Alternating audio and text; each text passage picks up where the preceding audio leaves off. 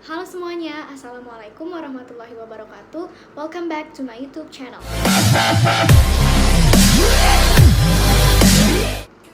Hai, kenalin, aku Alivia Reski, NIM 23020119140111 dari kelas Teknologi Pangan B, kelompok 8. Pada kesempatan kali ini, aku mau menjelaskan sedikit mengenai praktikum mikrobiologi pangan pertemuan ketiga, yaitu teknik isolasi mikroorganisme dan sanitasi lingkungan dan personal hygiene. Penasaran kan? Yuk kita langsung aja ke videonya. Jadi step pertama yaitu kita membuat medium PCA sebanyak 1 liter. Kemudian mediumnya itu disterilisasi menggunakan autoclave. Nah, kenapa sih di praktikum ini pakainya medium PCA? Karena di medium itu terdapat nutrisi yang cocok untuk pertumbuhan mikroba. Setelah disterilisasi, medium ditunggu dulu hingga suhunya mencapai suhu ruang. Nah, di balik cawan Petri steril, kita ngebuat peta kuadran seperti ini. Nah, kemudian kalau mediumnya sudah di bersuhu ruang, kita tuang ke dalam cawan Petri sebanyak 15-20 ml di dekat api bunsen, kemudian diratakan dengan menggerakkan cawan membentuk angka 8. Nah, kenapa sih cawannya ini harus dituanginnya di dekat nyala api bunsen? Karena ini untuk menjaga kondisi agar tetap steril dan mencegah terjadinya kontaminasi. Lalu setelah dituang, medium yang ada di dalam cawannya itu didiamkan dulu dan dibiarkan sampai memadat. Nah, roti yang udah dibusukin, disiapin dan diambil 1 loop suspens dari permukaan biakan kapang roti menggunakan jarum OC yang sudah dipijarkan di api bunsen dan kemudian dikibaskan agar panasnya berkurang dan digoreskan sebanyak 3 kali di atas medium padat pada kuadran 1 secara zigzag. Jadi, jarum OC di sini berfungsi sebagai media perpindahan biakan kapang dari roti yang udah dibusukin ke dalam medium. Nah, menggoreskan medium ini dilakukan dengan pola zigzag dengan harapan yang menempel ke medium hanya sel-sel tunggal kapang yang terlepas dari jarum OC tersebut. Nah, jarum OC-nya ini dipijarkan kembali di setiap memasuki kuadran 2, 3, dan 4. Nah, tujuan pemijarannya ini yaitu untuk meminimalisir adanya kontaminasi di jarum OC tersebut. Intinya, pelakuan pemijaran dan penggoresan ini dilakukan pada setiap kuadran, yaitu kuadran 1, 2, 3, dan 4.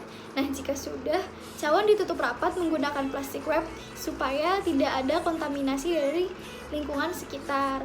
Nah, setelah itu, cawan diinkubasi selama 14 hari pada suhu 25 derajat Celcius dan nantinya koloni yang tumbuh di setiap kuadrannya diamati pada hari kedua, 6, 10, dan 14. Suhu yang digunakan ini 25 derajat Celcius. Kenapa? Karena itu merupakan suhu yang optimum untuk jamur pada roti tawar tumbuh dengan cepat. Dan ini hasil pengamatannya.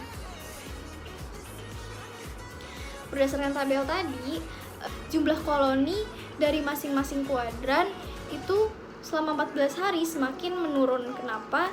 Karena adanya pemijaran dari jarum OC yang menyebabkan koloninya itu berkurang di setiap kuadrannya sehingga hasilnya menurun. Selain itu, pada pengamatan hari kedua, 6 dan 10 di kuadran 1, jumlah mikrobanya itu mengalami peningkatan. Dan di hari ke-14, jumlah mikroba pada kuadran 1-nya itu menurun menjadi 7. Kenapa? Karena mikroba itu pada hari ke-14 dia memasuki fase penurunan populasi atau fase kematian.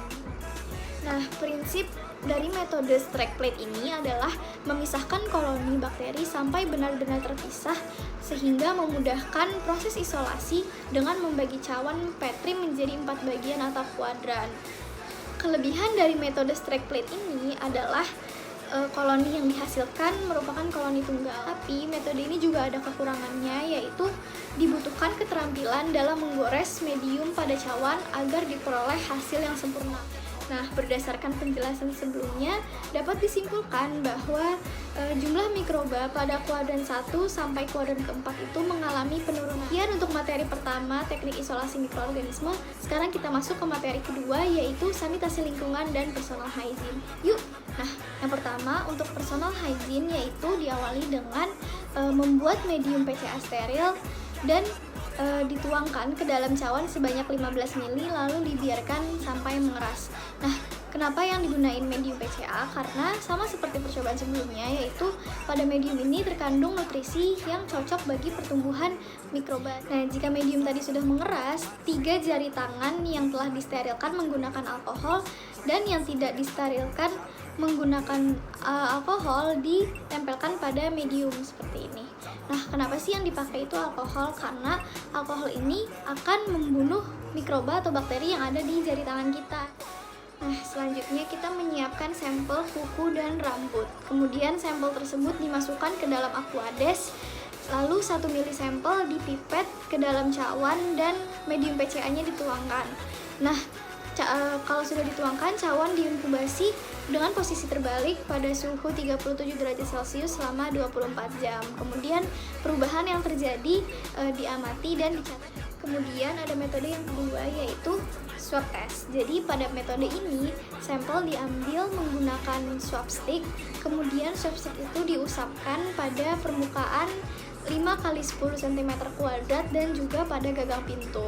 Jadi fungsi swab stick ini untuk mengambil sampel yang ada pada gagang pintu serta permukaan menggunakan ujung sticknya. Selanjutnya swab stick kemudian dimasukkan ke dalam tabung reaksi hingga bagian kapasnya atau bagian ujungnya tenggelam dalam larutan dilusi. Jadi 1 ml sampel dipipet dan dimasukkan dalam cawan Petri, kemudian medium juga dituangkan ke dalam cawan tersebut. Nah, nanti cawannya diinkubasi selama 24 jam pada suhu 37 derajat Celcius dan diamati pertumbuhan koloni bakterinya. Untuk metode yang ketiga, yaitu teknik direct air contact, dilakukan dengan medium PCA tadi disiapkan lagi, kemudian dituangkan ke dalam cawan Petri sebanyak 15 ml. Nah, saat penuangan mediumnya ini, satu cawan diletakkan di dekat nyala api bunsen, sedangkan satu cawan yang lain tidak didekatkan dengan api bunsen. Lalu keduanya dibiarkan hingga mengeras.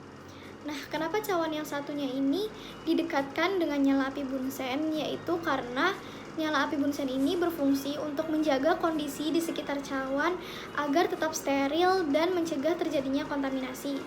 Kemudian kenapa penuangannya harus menunggu setelah medianya mengeras? Karena apabila dituanginnya itu ketika mediumnya masih panas, maka akan malah mematikan bakteri yang ingin kita teliti. Gitu. Jadi nanti setelah itu cawan diinkubasi pada suhu ruang selama 24 jam. Nanti perbedaan yang terjadi pada masing-masing cawan diamati. Dan ini hasil pengamatannya. Berdasarkan tabel tersebut, dapat diketahui bahwa jumlah mikroba yang paling banyak ini terdapat pada kuku. Kenapa? Karena kuku yang panjang ini merupakan tempat yang cocok untuk berkembang biak kuman, sedangkan jumlah mikroba yang paling sedikit atau bisa dibilang tidak ada yaitu pada cawan Petri yang medianya itu dituangnya dekat dengan nyala api bunsen. Kenapa? Karena memang nyala api bunsen ini berfungsi untuk meminimalisir terjadinya kontaminasi bakteri. Jadi sanitasi dan hygiene ini keduanya saling berkaitan erat dan memiliki persamaan, yaitu sama-sama berhubungan dengan menjaga kebersihan. Perbedaan dari keduanya yaitu pada letak fokusnya. Sanitasi ini berfokus pada lingkungan sekitar manusia, sedangkan untuk personal hygiene yaitu berfokus pada kesehatan individu kita sendiri. Prinsip pada personal hygiene yaitu pada dasarnya menjaga kebersihan pada tubuh personal masing-masing individu. Kemudian prinsip untuk swab test yaitu mengusapkan sampel menggunakan swab stick. Prinsip dari teknik direct air contact adalah menuangkan media ke dalam cawan Petri di dekat nyala api bunsen agar meminimalisir terjadinya kontaminasi. Nah, bakteri yang paling banyak teridentifikasi pada tangan diantaranya Escherichia coli dan Staphylococcus aureus, karena tangan merupakan media perpindahan dari bakteri. Nah, bakteri yang sama juga terdapat pada gagang bakteri E. coli untuk tumbuh yang dapat menyebabkan penyakit seperti infeksi dan diare. Bakteri seperti Staphylococcus aureus, Staphylococcus epidermis, Enterobacteria serta jamur seperti Aspergillus sp ditemukan pada salon yang dapat menyebarkan penyakit melalui sisir atau gunting rambut. Bakteri yang umumnya terdapat pada udara yaitu bakteri berspora seperti Bacillus sp, Clostridium sp, dan yang tidak berspora seperti M. tuberculosis. Berdasarkan penjelasan sebelumnya, dapat disimpulkan bahwa bakteri, mikroba, kuman, atau yang sejenisnya terdapat di sekitar kita, bahkan di tempat-tempat yang tidak terlihat. Oleh karena itu, proses personal hygiene dan sanitasi lingkungan, khususnya di dalam laboratorium, harus dilakukan agar meminimalisir terjadinya kontaminasi. Oke, jadi sekian pemaparan mengenai praktikum teknik isolasi mikroorganisme dan sanitasi lingkungan dan personal hygiene. Lebihnya mohon maaf. Terima kasih. Wassalamualaikum warahmatullahi wabarakatuh. Sampai jumpa di lain kesempatan. Dadah.